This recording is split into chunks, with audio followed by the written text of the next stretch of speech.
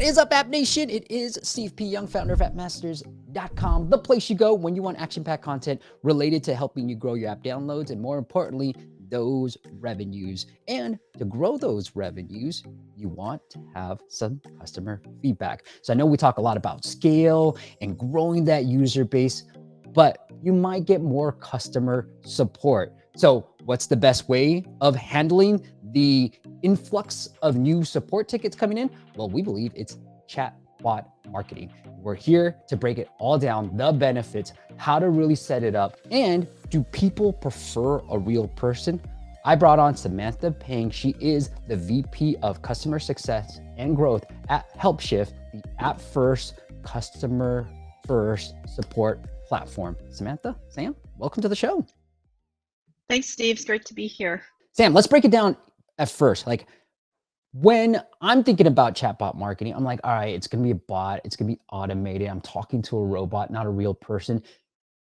Is there a benefit? Do people want to talk to a real person? What have you guys seen on your end? Yeah, at the end of the day, users just want to get their problem resolved. And what we've found over time since we launched our chatbot offering a couple of years ago, and especially during COVID, we definitely saw a huge uptick in our customer base starting to deploy those chatbots because they had trouble getting agents into physical office spaces.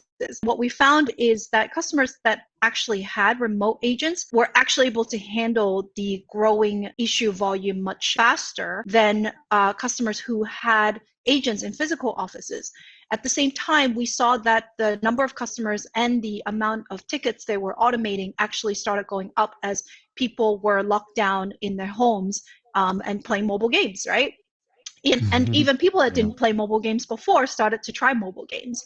And so that was kind of their hobby during COVID. And we really saw that at the same time, a lot of our other KPIs that we look at, like response time, CSAT, all started improving.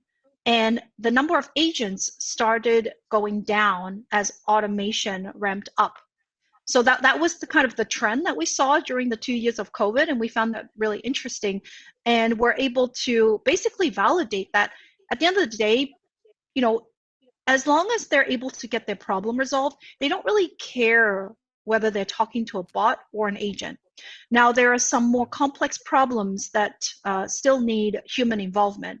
So what our bots really do a good job at is collecting that information, your name, your email, maybe the last level you are playing, those type of verification questions, and then actually handing them over to agents. If you think about an agent trying to collect each of those pieces of information, it would probably take them 3 or 4 or 5 interactions to get the complete list. But with a bot, you're basically tapping, or you're entering your verification information that you already have at hand, and then you're just handing that over to an agent who can then help you focus on solving your problem. We found that really effective, and that's kind of what we're seeing among our customer base, and the CSAT just continues to go up every year as the automation percentage goes up at the same time. I like what you said. Customers just want solutions. They don't care exactly where it comes from. Hey, Sam, one of the ways when I think about chatbot marketing, I'm just like, oh man, I don't know where to start. I have to come up with all these logic flows. What should I ask? What are some of the best practices for someone who's just like starting to do support? Like took off, went viral, let's say the app went viral, and now they're getting an influx of users. For most apps, they start out with a smaller user base as they're testing and preparing for global launch. What we would really recommend, if mobile and in-app is really where you're focusing, having your users engage with your brand, is a really good knowledge base. That is your FAQs, so that they can help themselves, right? Like they can find answers to very common questions that really don't require a bot or a human to give them answers to. If you have a really strong set of FAQs that you can publish into your knowledge base, you can really start to create that self-service best practice that will allow most of your users to at least try to find answers on their own before going down a journey where they need more help. That's what we're focused on, is starting the experience inside the app. So let me talk a little bit about our modern in-app support journey and how we provide this experience end-to-end inside the app. and it's also very, very personalized. A user will contact support through the app. So this is the beginning of the journey. We talked a little bit about the help center. That is really important for somebody starting out inside an app experience. This is where the app experience comes in. What we're finding is that a lot of our customers that really have a strong knowledge base are able to provide up to 90% self-service to their users, and some as high as 99% because they're constantly iterating on the FAQs to understand what the top issues are at any given time so that they can just create those new FAQs and publish them very quickly. We also provide a lot of reports along this journey that will enable our customers to identify where they can improve on this experience. So the Help Center, we have a ton of data on, what FAQs are getting, which ones are marked as helpful, unhelpful, across languages as well, so that they can constantly find ways to improve that deflection rate. So step 2 here is where our personalized journey starts if the Help Center doesn't help them out. This is using our patented technology that's done by AI called Smart Intents. This is where we will use the customer's data history, or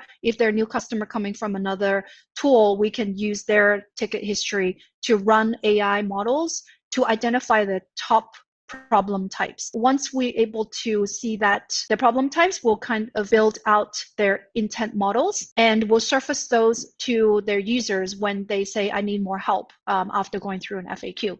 So once they select their intent, then our quick search bot, which is also using AI and natural language processing, will show the most common FAQs that match their intent type.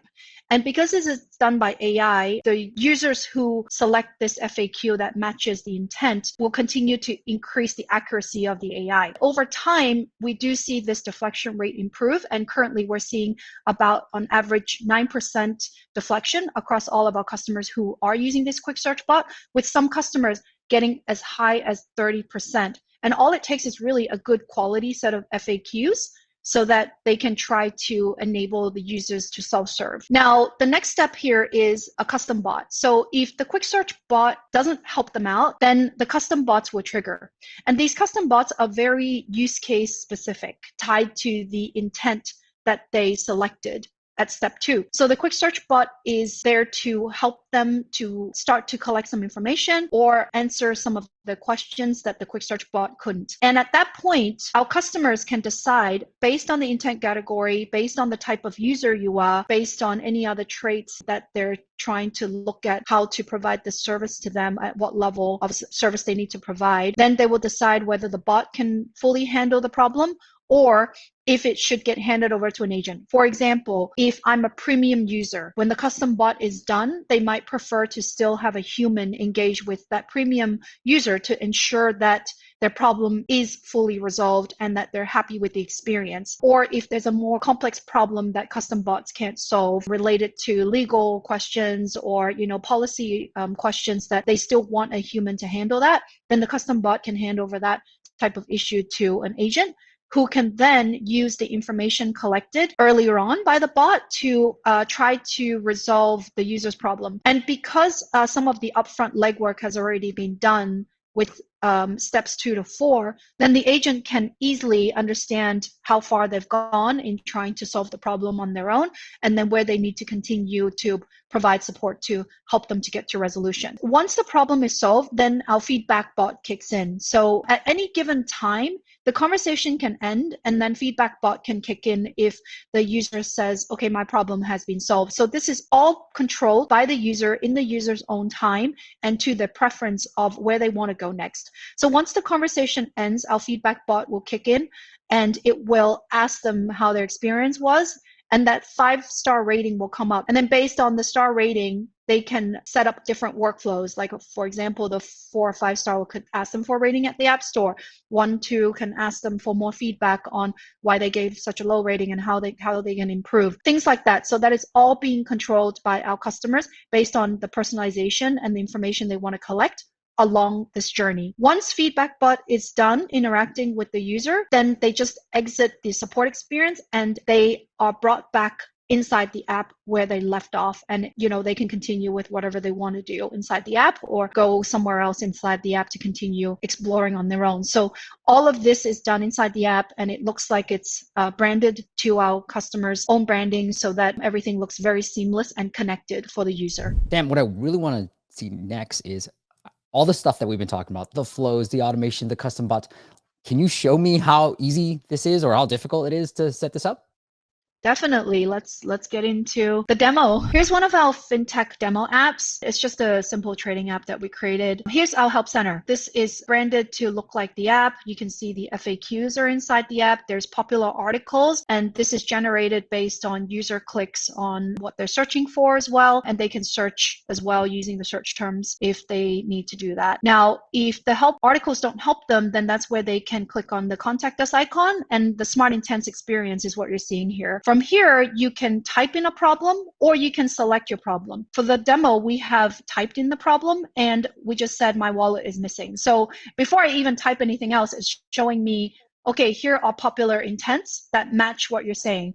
How would you categorize it? And I basically say I lost my bank card here. Here's the quick search bot. So you can see the top 3 most relevant FAQs are showing up here based on the lost bank card problem. And the FAQs there, you can take a look at it. You can also go back to it and see another FAQ if you want to. And there's a selected response at the bottom where it says, okay, these FAQs help me, or I want to continue to get help. So at this point, it knows who I am because I'm authenticated. Right, I'm already inside the app. It knows that the person's name is Eric Ashby, and they've lost their bank card, and they want to be able to help them out because we have these bots that know who the user is. Their bank cards are also connected to the backend systems with the bot, and they can select which card they lost. So in this case, they're asking what date you lost it and what would you like to do with it. I want to block this card is a response I can select in the custom bot message. Here, the card has already been blocked. The new card will be sent out the next day, and it's asking, is there anything you can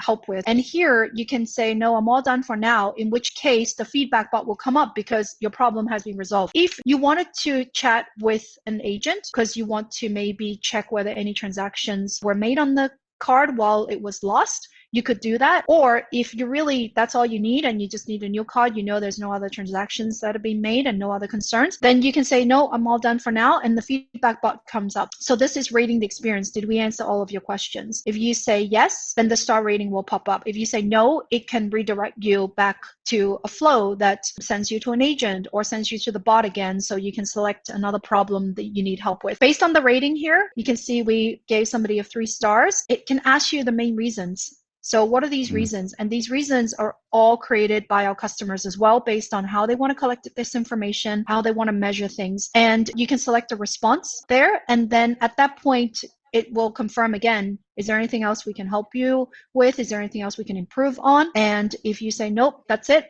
the conversation ends right there. You can start a new conversation if you have another problem, or you can just press the X and it will take you right back into the app. That was a quick demo. If there's any follow-up questions, really I'll be happy to address. Yeah.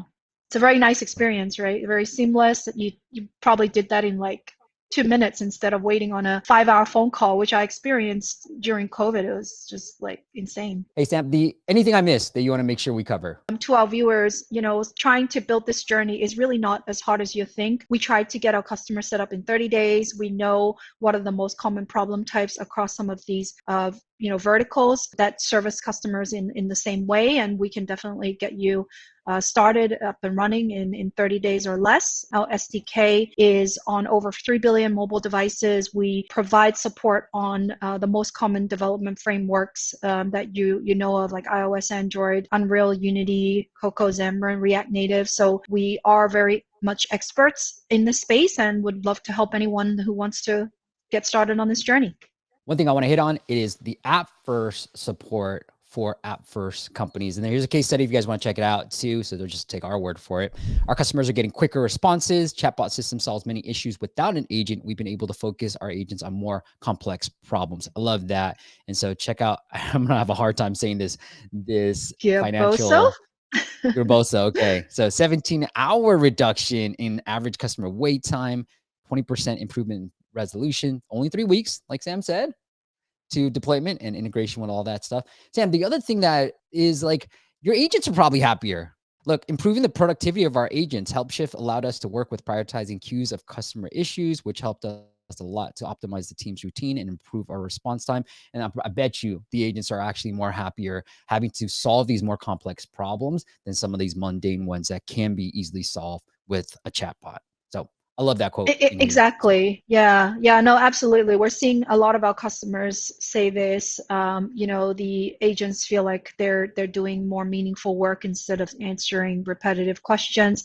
Their CSAT is also going up, so it makes their improvement and makes their performance look better. And I think that the brands are seeing that their users are coming back to their app because they're able to provide this personalized experience. Once again, it is helpshift.com right here, App First for App First companies. You can request a demo and you can check out all the cool companies that have already been using HelpShift. Sam, if the audience wants to connect with you in any other way, do you want to send them anywhere else? Yeah, feel free to reach out to our team. We have a 30-day free trial that, we have very personalized experience from an onboarding specialist that will guide you through the entire experience. You can connect with me on LinkedIn if you want, and, I'll be more than happy to have a conversation and share some more information on how our customers are using us to keep their users happy and inside their app. Well, all that is linked up into the YouTube description as well with helpshift.com and Sam's LinkedIn. Join us for part 3, where we're going to show you how easy it is to get your service desk and user feedback tool ready to go. So Eric's going to be joining us for that video. So join us then. Sam, thank you so much for coming on and doing this. You're welcome. Thank you for having me. Thank you all for watching, and I'll see you on the next video.